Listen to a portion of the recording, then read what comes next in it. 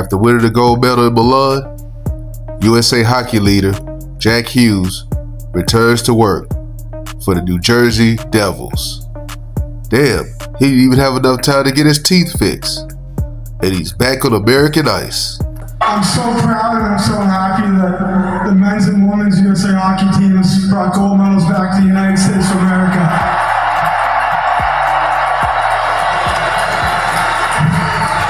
And you guys are making me emotional, but I'm so proud to represent the New Jersey Devils organization. When you win a gold medal that the United States hadn't won in over 36 years, you can walk around with missing teeth in your mouth.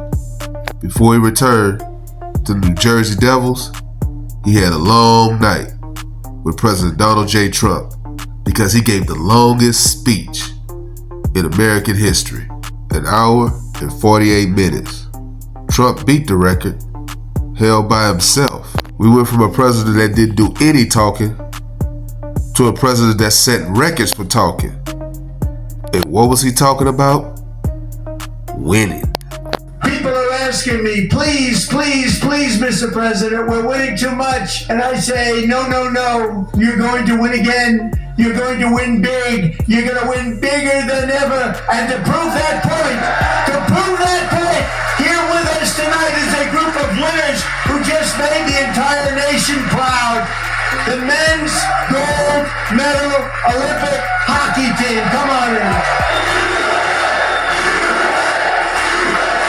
That's the first time I've ever seen them get up. And actually, not all of them did get up. U.S. hockey goalie entered the arena at Capitol Hill with 1 medal and left the arena with 2. With 46 shots on goal, and I asked him, the one shot, the one where you put your stick in the back and it hit the neck of your stick and bounced off, do you practice that, or was that unlucky?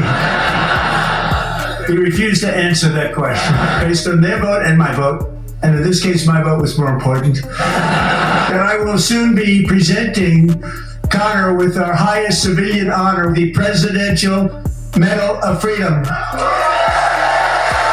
Everybody seemed to be united for the first 5 minutes of Donald Trump's speech until Al Green, not the singer, stood up with a sign saying black folks are not apes, which I agree with, and so should every other American in the United States.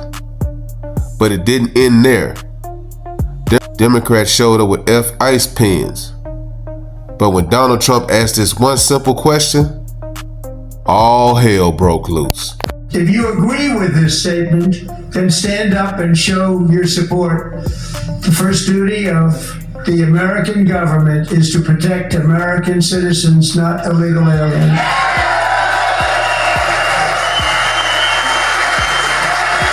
You should be ashamed of yourself not standing up.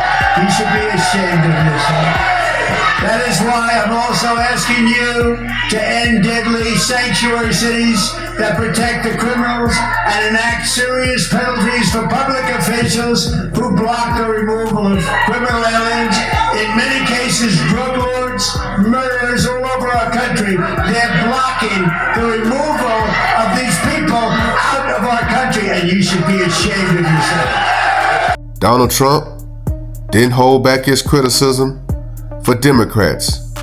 After his State of the Union speech, he went to social media and said this. When you watch low IQ Ilhan Omar and Rashida Tlaib as they screamed uncontrollably last night at the very elegant State of the Union, such an important and beautiful event, they had the bulging, bloodshot eyes of crazy people, lunatics, mentally deranged, and sick who, frankly, look like they should be institutionalized.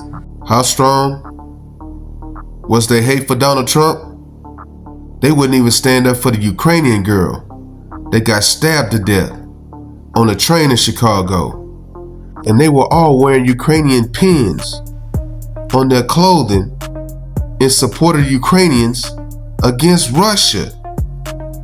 And they still didn't stand up. Your magnificent daughter, Irina.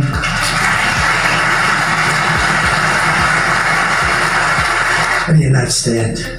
How do you not stand? When a little black kid with cancer got honored last year, the Democrats didn't stand. Girl from Ukraine gets her throat slit. Nah, they ain't standing for that either, even though they got on the Ukraine pendant, talking about being out of touch.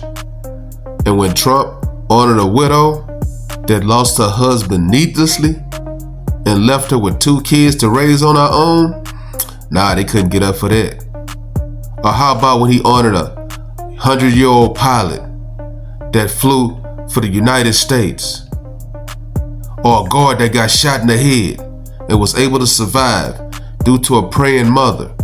Nah, they couldn't stand up for that either.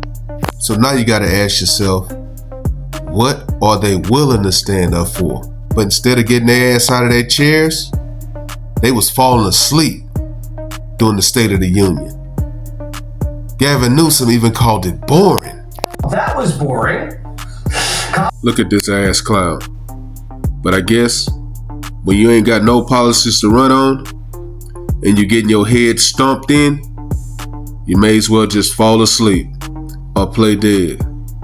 And guess who else had the nerve to chime in on Donald Trump's speech? Kamala.